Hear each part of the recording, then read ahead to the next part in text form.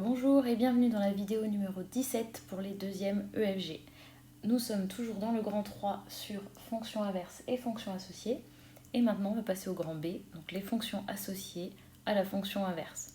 Tout d'abord les propriétés, donc ce sont exactement les mêmes que dans le grand 1 et aussi dans le grand 2 d'ailleurs.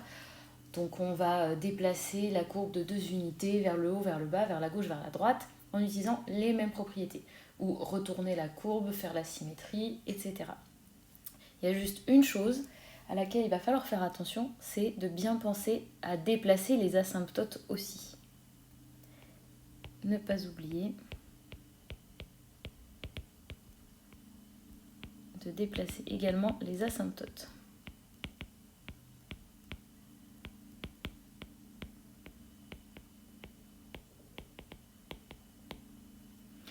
Alors, je vous propose quelques exemples.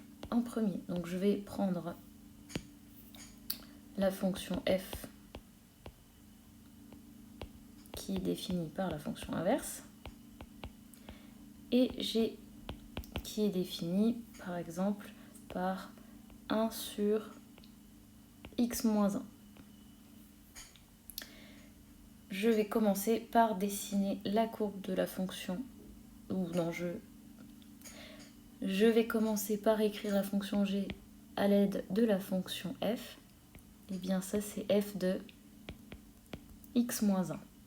Donc pour obtenir cg à partir de cf, il faut faire une translation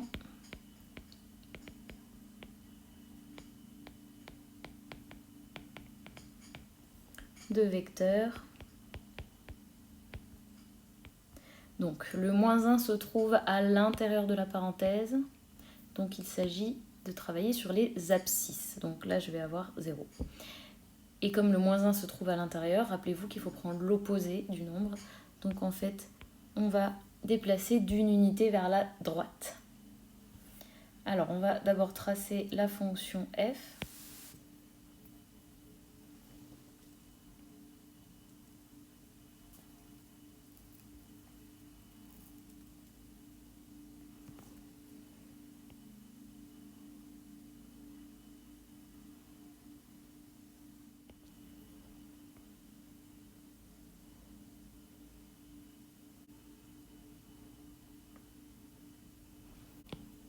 Et surtout, je n'oublie pas ces asymptotes.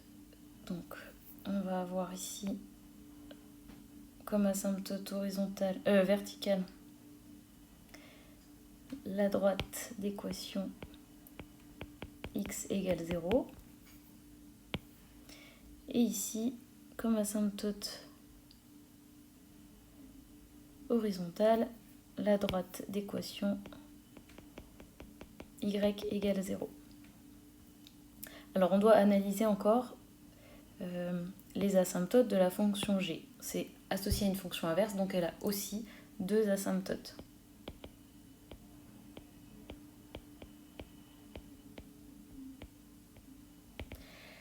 Alors, on a dit qu'on allait se déplacer de une unité vers la droite.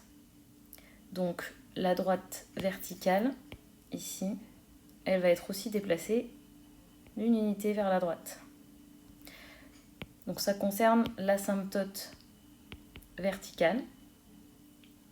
Donc, je mets prime parce que ce sera une autre. Et quelle sera donc son équation? Eh bien, si je la déplace d'unité vers la droite, c'est x égale 1.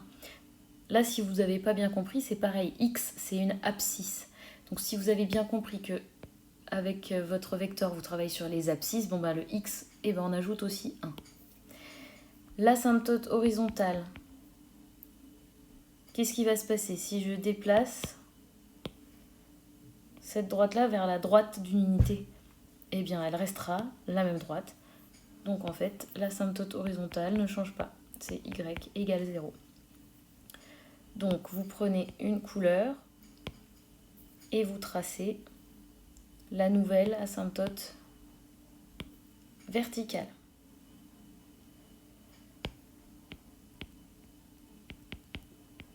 X égale 1. Et maintenant, donc, on va pouvoir tracer la fonction G, donc j'ai juste oublié d'écrire ici CF, en décalant d'une unité vers la droite tous les points. Donc ici ça va être le point là, comme ça, comme ça. Je décale chaque point d'une unité vers la droite. Et ensuite, on trace. Donc l'asymptote horizontale reste une asymptote. L'asymptote verticale, c'est décalé d'une unité vers la droite. Je me rapproche le plus possible sans jamais toucher.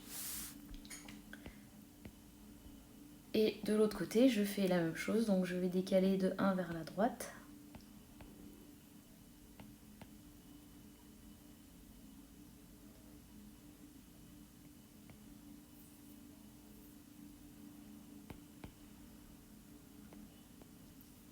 Et je trace.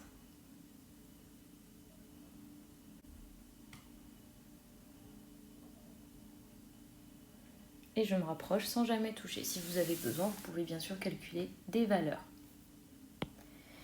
Deuxième exemple. Je vais prendre f, toujours défini par la fonction inverse, et g. Cette fois, je vais faire un peu plus compliqué, si on peut dire. 1 sur x plus 2 et tout ça plus 1. Donc il y a 2 translations à faire. Ça, si j'écris en utilisant f, ça va faire f de x plus 2 et plus 1 derrière. Pour obtenir CG à partir de CF, on fait une translation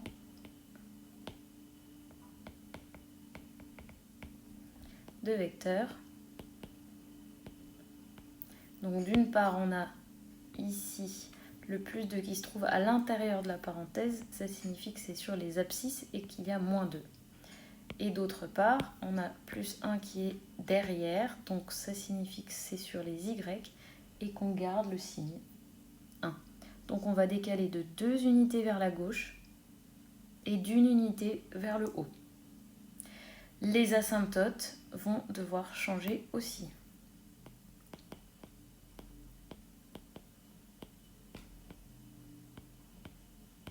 On va avoir une asymptote verticale qui a comme équation x égale, donc j'avais x égale 0, j'enlève 2, et bien ça fait x égale moins 2. Et on va avoir une autre asymptote horizontale. Sur les y, on ajoute 1, donc on avait y égale 0, maintenant on a y égale 1. Et on trace, donc on va commencer par tracer CF. Et puis je vais commencer par mettre les nouvelles asymptotes, parce que c'est plus facile, en fait, comme ça on visualise mieux le décalage. Alors on a la droite verticale qui a comme équation x égale moins 2.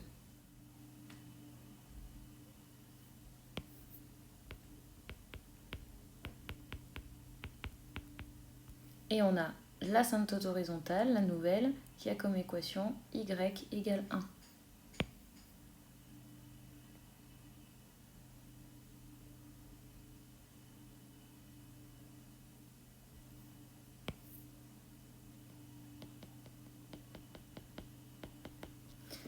Et maintenant, je décale mes points. Donc je vais prendre 2 unités vers la gauche et une vers le haut.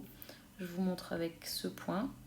2 unités vers la gauche et une vers le haut. Je me trouve donc ici. Pour plus de clarté, je ne vais pas laisser les traits de construction, mais voilà. Et maintenant, à partir de là, je redessine ma courbe. Donc je prends 2 unités vers la gauche et une vers le haut à partir de chaque point. Et on trace.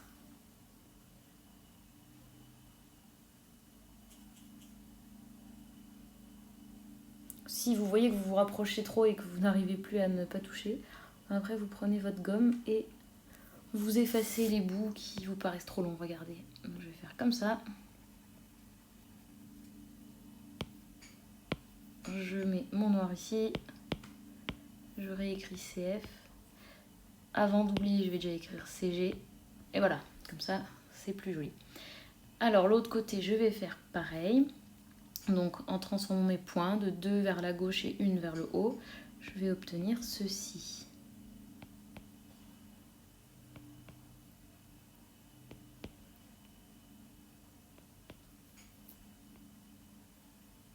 Et je trace.